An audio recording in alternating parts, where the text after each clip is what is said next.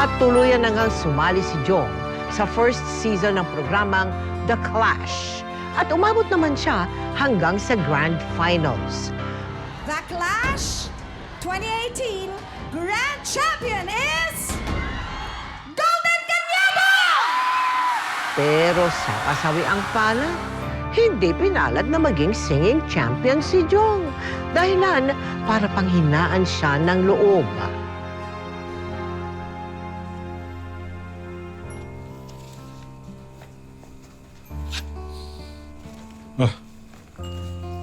Main ka. Tamo. Hindi na po, Lo. Medyo kalimutan mo na yun. Pwede pa namang sumali ka uli sa susunod. Ayoko na, Lo.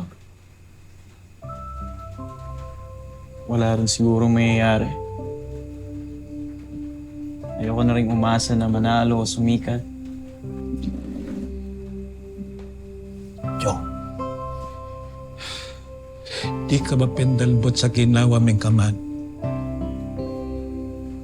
Alam mo kung gaano ka kahusay sa pagkanta. Pero, Lo, di ba? Sa inyo rin galing na wala rin patutunguhan tong pag-aawit ko. Pinatibay ko lang yung puso mo para palakasin ang sikmura mo.